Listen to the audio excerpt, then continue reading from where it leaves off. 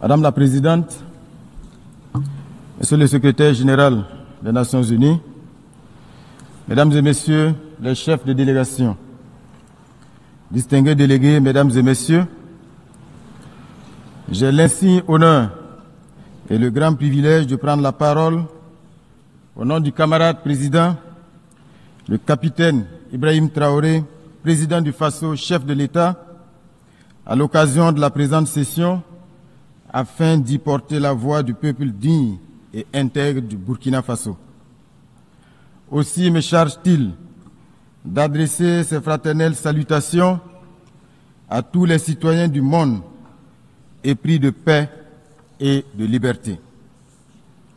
Madame la Présidente, je vous adresse au nom du Burkina Faso mes chaleureuses félicitations pour votre élection à la présidence de cette 80e session. Votre élection consacre la confiance de la communauté internationale en votre leadership et votre sens de l'écoute et du dialogue. Vous trouverez auprès du Burkina Faso un partenaire sincère, constructif et engagé. À votre prédécesseur, M. Philémon Yang, j'exprime ma gratitude pour la qualité et la rigueur du travail accompli lors de la 79e session. Madame la Présidente, distingués délégués, Mesdames et Messieurs, le Burkina Faso souscrit pleinement à la déclaration prononcée au nom de la Confédération des États du Sahel par la République sœur du Mali. Ensemble, avec le Niger, nous avons une communauté de buts et d'aspiration dans un espace de renouveau et de rupture.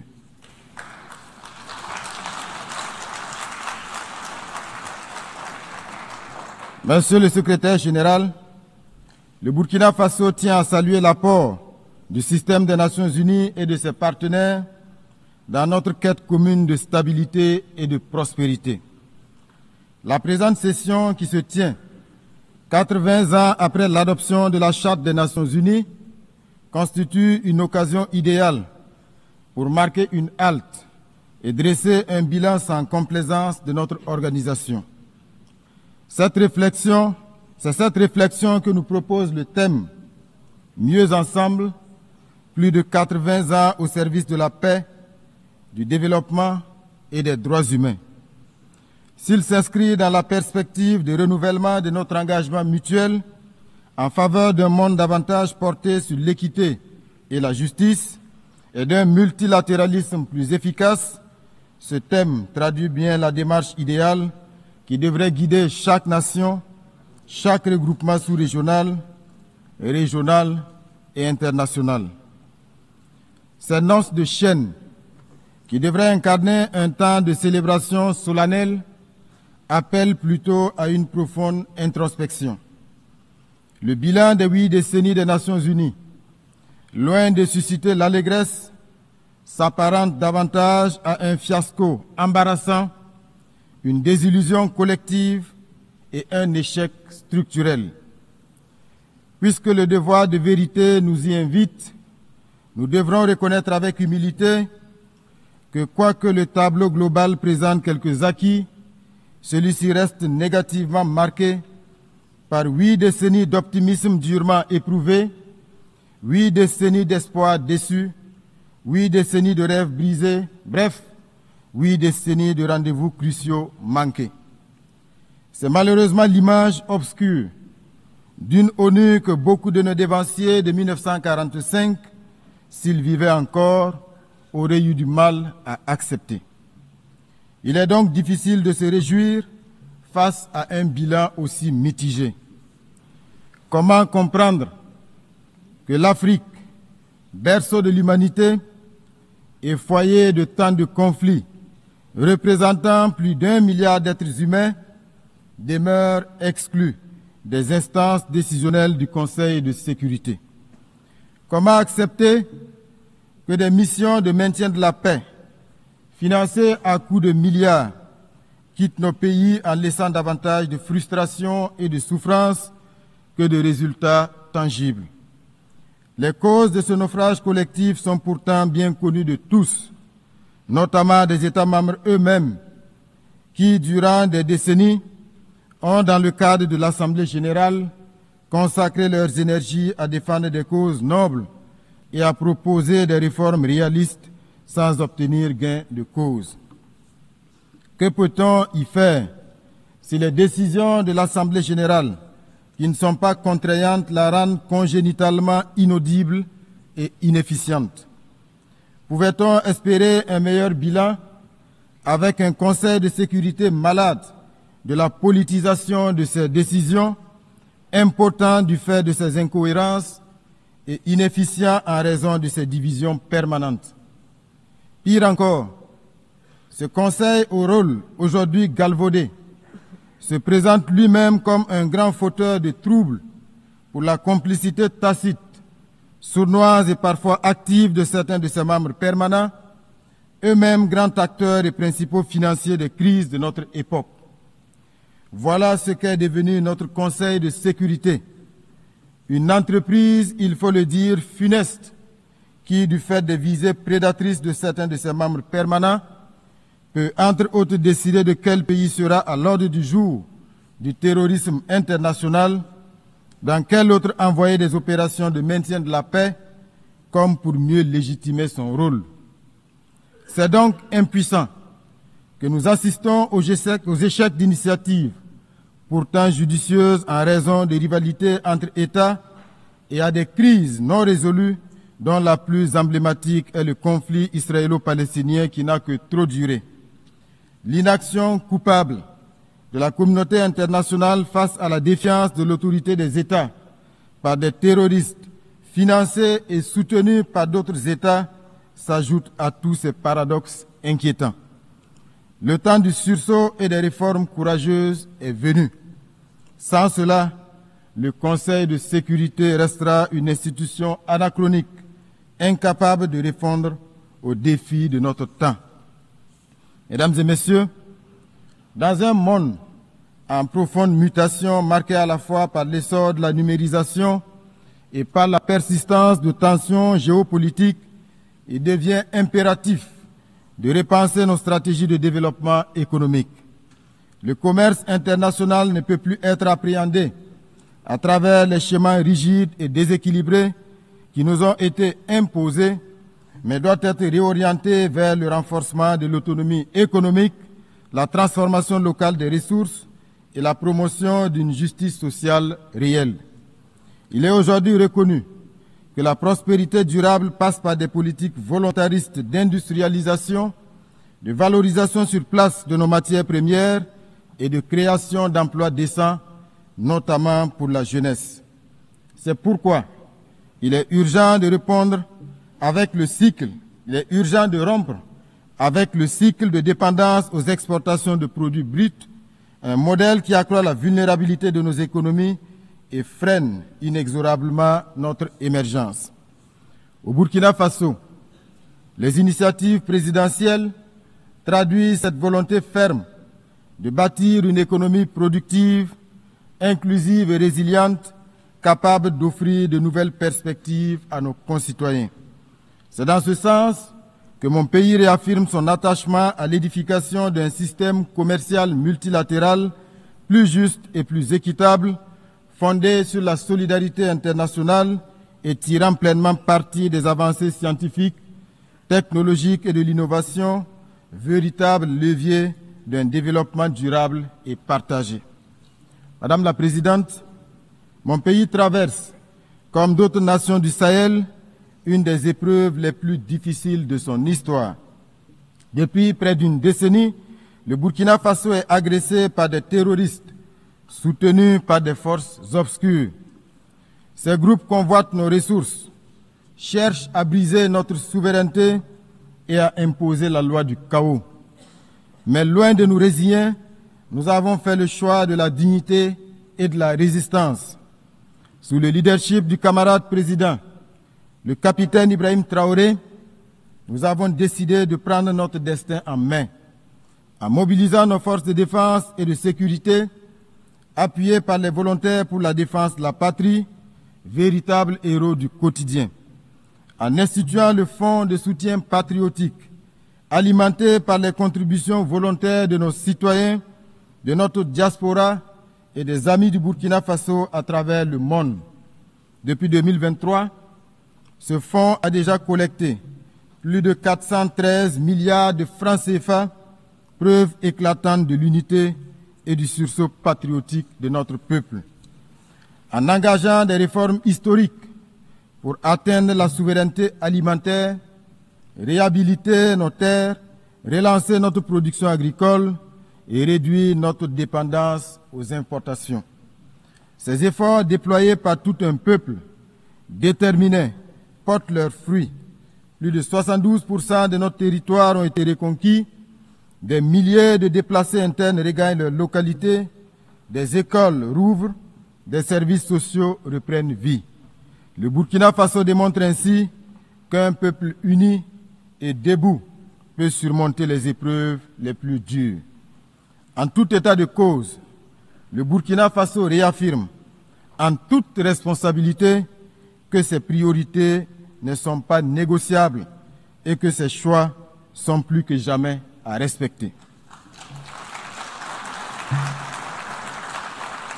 Mesdames et messieurs, nous inscrivons notre action dans le sens des vertus de la solidarité et de l'unité avec la conviction profonde qu'un peuple rassemblé autour d'un idéal commun peut accomplir de grandes choses. Les efforts conjugués de nos concitoyens de l'intérieur comme de la diaspora et leur adhésion enthousiaste à la dynamique impulsée nous confortent dans la justesse des choix que nous avons opérés sous le leadership du camarade président du Faso. L'engouement suscité par le Fonds de soutien patriotique et l'initiative présidentielle Faso-Mebo en est la parfaite illustration. Institué en 2023, en appui au plan d'action pour la stabilisation et le développement, le Fonds de soutien patriotique a pour vocation de mobiliser de manière endogène des ressources nationales supplémentaires afin de renforcer nos capacités de défense et d'investissement stratégique. Ce fonds a suscité une adhésion massive tant à l'intérieur du pays qu'au sein de notre diaspora. Madame la Présidente, la poursuite méthodique de nos réformes nous permet de saluer aujourd'hui des avancées majeures en matière de gouvernance économique, meilleure maîtrise des dépenses publiques, gestion optimisée des ressources humaines de l'État, rationalisation des charges institutionnelles et maintien d'un endettement viable. Ces efforts sont également perceptibles dans la redistribution plus équitable des richesses nationales afin que les ressources abondantes de notre territoire profitent pleinement aux citoyens qui œuvrent à l'essor du pays et non à quelques intérêts extérieurs ou à leur relais interne. Malgré les difficultés inhérentes à la crise sécuritaire et humanitaire, les actions gouvernementales couvrant l'ensemble des secteurs de développement socio-économique enregistrent des succès notables. Mesdames et messieurs, c'est pourquoi nous nous étonnons des postures condescendantes de certaines agences onusiennes qui s'autorisent à s'immiscer dans notre débat national à travers des narratifs biaisés et déconnectés des réalités du terrain. Nous rejetons avec fermeté le rapport intitulé « Les enfants et le conflit armé au Burkina Faso », émaillé de contre-vérités et dont l'intitulé même relève d'une manipulation sémantique. Je voudrais, à cette occasion, saluer le courage de nos forces combattantes et rendre hommage aux martyrs civils et militaires tombés sur le champ d'honneur pour la défense de notre souveraineté. Madame la Présidente, nous l'avons toujours proclamé, le terrorisme est devenu le prétexte bien trouvé de certains États pour spolier les ressources africaines. Ainsi, nos pays se retrouvent confrontés à des terroristes qui ne sont, en réalité, que des supplétifs d'armées étrangères prédatrices. Certains États, d'ailleurs, ne se cachent même plus pour revendiquer publiquement le soutien qu'ils apportent à ces criminels. C'est le cas de la France, du régime Macron, dont les médias publics, en plus de la désinformation quotidienne, sont devenus des relais de la communication des criminels, auteurs d'attaques lâches et barbares perpétrées contre de paisibles citoyens. À ce sujet, nous renouvelons notre appel quant à la suite réservé à l'adresse du 20 août 2024 par les États membres de la Confédération des États du Sahel au Conseil de sécurité et qui demeure à ce jour sans réponse. Ce silence persistant ajoute au discrédit de l'institution et laisse planer le doute sur une complaisance implicite. Plus inquiétant encore, certains membres du Conseil de sécurité continuent de piétiner la résolution 1373, pourtant contraignante, qui impose la répression du financement du terrorisme, le renforcement des contrôles frontaliers et une coopération internationale accrue. Au Sahel, nous avons pris acte de cette réalité et avons adapté nos dispositifs sécuritaires à cette donne tout en révisant nos modalités de coopération avec certains pays. Madame la Présidente, nous demeurons convaincus que les Nations Unies doivent rester un cadre central de dialogue et de coopération.